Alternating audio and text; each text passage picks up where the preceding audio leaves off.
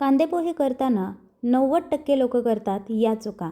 या चुका कोणत्या आहेत हे बघण्यासाठी व्हिडिओ कुठेही स्किप न करता शेवटपर्यंत नक्की बघा. बऱ्याचदा आपण पोहे बनवत असताना पोह्यांचा लगदा बनतो किंवा पोहे जास्तच वातड होतात, एकदमच कोरडे पडतात. असं होऊ नये म्हणून काय करायचं हे सुद्धा मी व्हिडिओमध्ये सांगितलेलं आहे, त्यामुळे व्हिडिओ कंटिन्यू करा. आपल्या महाराष्ट्रामध्ये कांदे पोहे म्हणजे घरगुती प्रेमाचं दुसरं नाव आहे.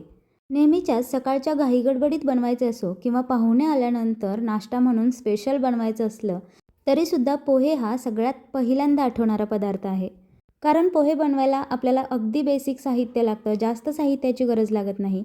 तर इथे साहित्य मी काय काय घेतलेलं आहे तर शेंगदाणे घेतले आहेत, जिरं, मोहरी, हळद, बारीक चिरलेली कोथिंबीर आहे, मिरच्या घेतलेल्या आहेत, 1 चमचा साखर घेतलेली आहे आणि उभे पातळ कापून घेतलेले 2 मिडियम आकाराचे कांदे आहेत. पोहे घेत असताना अगदी बेसिक अंदाजे कसं घ्यायचं तर 1 प्लेट पोहे बनवायचं असेल तर आपल्या हाताची 1 मूठ, जितके पोहे बसतील तितके 1 प्लेटसाठी पुरेसे होतात. तर अगदी 4 लोकांसाठी बनवायचं असेल तर असंच अंदाजे 4 मूठ पोहे घेतलं की 4 प्लेट आरामशीर पोहे बनतात. त्यामुळे अगदीच वाटीने वगैरे मोजून घ्यायची गरज लागत नाही, आपण हातानेच मोजून घेतले तरी पुरेसे होतात. तर सगळीत पहिली चूक काय असते तर आपण ही स्टेप मिस करतो की पोहे पहिल्यांदा चाळून घेत नाही. त्यामध्ये जो बारीक कचरा असतो किंवा बारीक त्याचे कण असतात ते बाजूला काढत नाही. पोहे स्वच्छ नीट करून तर घेतो, परंतु असं चाळून घेतल्यामुळे त्याचा जो पांढरा छोटे छोटे कण असतात ते बाजूला होतात. ते जर आपण बाजूला नाही काढले तर पोहे भिजवल्यानंतर ते जास्त भिजतात आणि त्यामुळे पोह्यांचा लगदा बनतो. दुसरी चूक हे करतो की आपण पोहे भिजवत असताना एखादं मोठं भांडं घेतो आणि त्यामध्ये पोहे भिजवतो, परंतु असं न करता चाळणीमध्येच पोहे भिजवून घ्यायचे, ज्यामुळे पोह्यांमध्ये एक्स्ट्राचं पाणी अजिबात राहत नाही आणि पोहे जास्त भिजले जात नाहीत, त्यामुळे पोह्यांचा लगदा अजिबात होत नाही. 2 ते 3 वेळा स्वच्छ पोहे धुवून घेतले तरी पुरेसे होतात. आणि धुतलेले पोहे असेच उघडे ठेवायचे नाही तर त्यावरती एखादं झाकण ठेवायचं, म्हणजे पोहे मऊ राहतात, नाहीतर मग कोरडे पडायला सुरुवात होते. तर पोहे भिजवायचे कधी तर आपलं सगळं साहित्य कांदा मिरची कट करून झाल्यानंतरच पोहे भिजवायचे, म्हणजे ते जास्त भिजलेसुद्धा जात नाहीत आणि जास्त कोरडेसुद्धा पडत नाहीत. सगळ्यात पहिल्यांदा कढईमध्ये मी 2 चमचे तेल गरम करून घेतलेलं आहे. त्यामध्ये पहिल्यांदा शेंगदाणे तळून घ्यायचे, अगदी कुरकुरीत असे शेंगदाणे तळून घ्यायचे. जास्त रंग बदलू द्यायचा नाही, कारण शेंगदाणे बाजूला काढल्यानंतरसुद्धा त्याला अजून जास्त रंग येतो. शेंगदाणे तळून झाल्यानंतर एखाद्या प्लेटमध्ये बाजूला काढून घ्यायचे, म्हणजे ते जास्त भाजले जात नाहीत, नाहीतर बाकीची फोडणी भाजोपर्यंत ते करपले जातील. शेंगदाणे तळून बाजूला काढल्यानंतर त्याच तेलामध्ये मोहरी घालायची. मोहरी छान तडतडली की त्यानंतर जिरं घालायचं. जिरं छान फुललं की त्यामध्ये कढीपत्ता घालायचा आणि हिरव्या मिरच्या चिरलेल्या घालायच्यात.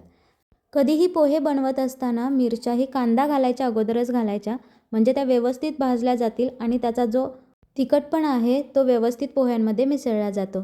मिरच्या छान परतून झाल्या की त्यानंतर कांदा घालायचा आहे आणि कांदा आपल्याला जास्त भाजायचा नाही आहे, तर अगदी हलका गुलाबी रंग येईपर्यंतच भाजून घ्यायचा आहे. थोडासा कांद्याचा रंग चेंज झाला की गॅस स्लो करायचा. पहिल्यांदा फास्ट गॅसवरतीच कांदा भाजून घ्यायचा आहे. कांदा परतत असताना अधूनमधून सारखं त्याला परतत राहायचं, जेणेकरून तो व्यवस्थित एकसारखा भाजला जाईल.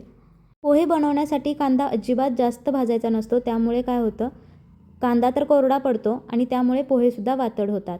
कांद्यामधलं जे मॉइश्चराईज असतं ते पोहे मऊ ठेवण्यासाठी मदत करतं, त्यामुळे कांदा अगदी हलका गुलाबी रंगापर्यंत भाजून घ्यायचा. त्यामुळे तो अगदी मऊसुद्धा राहतो आणि त्यामुळे पोहेसुद्धा मऊ राहतात. कांदा परतून झालेला आहे. आता यामध्ये घालायचं आहे ते म्हणजे हळद, घेतलेला 1 चमचा साखर आणि त्यानंतर मीठ. मीठसुद्धा आत्ताच कांद्यामध्ये घालायचं, म्हणजे ते व्यवस्थित पोहेमध्ये मिक्स होतं.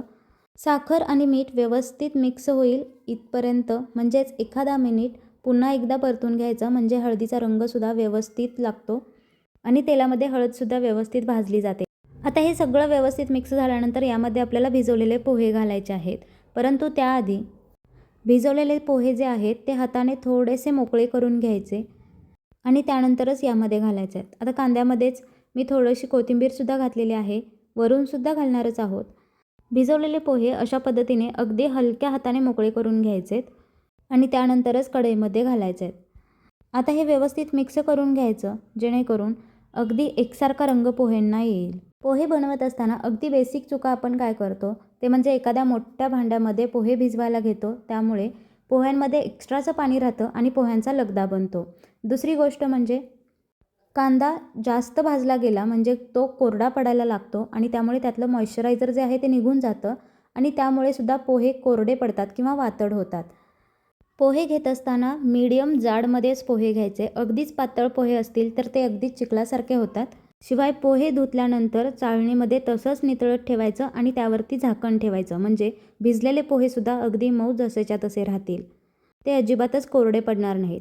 आता जर पोहे बनवलेत आणि तरीसुद्धा ते कोरडे पडलेत किंवा मग वातड झालेत तर मग काय करायचं, तर अगदी 1 किंवा 2 चमचा पाणी शिंपडून घ्यायचं आणि त्यावरती झाकण ठेवून छान वाफ देऊन घ्यायची. सगळ्यात महत्त्वाची गोष्ट ही आहे की पोहे बनवल्यानंतर अगदी 2 मिनटं मंद गॅसवरती त्या पोहेंना वाफ देणं खूप महत्त्वाचं आहे, जेणेकरून चव उत्तम येते आणि शिवाय पोहेसुद्धा अगदी मऊ होतात. ते अजिबातच वातड होत नाहीत किंवा कोरडे पडत नाहीत. शिवाय अगदी पोहे बनवून झाल्यानंतर लास्ट स्टेजला कोथिंबिरीबरोबरच तुम्ही लिंबाचा रससुद्धा मिक्स करू शकता. त्यामुळे पोह्यांना चवसुद्धा छान येते.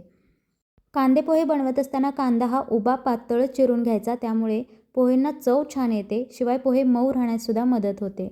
शेवटी पोह्यांना वाफ छान बसल्यानंतर पोहे अगदी मऊ होतात. त्यामुळे ते थंड झाल्यावरसुद्धा कोरडे पडत नाहीत किंवा वातड होत नाहीत.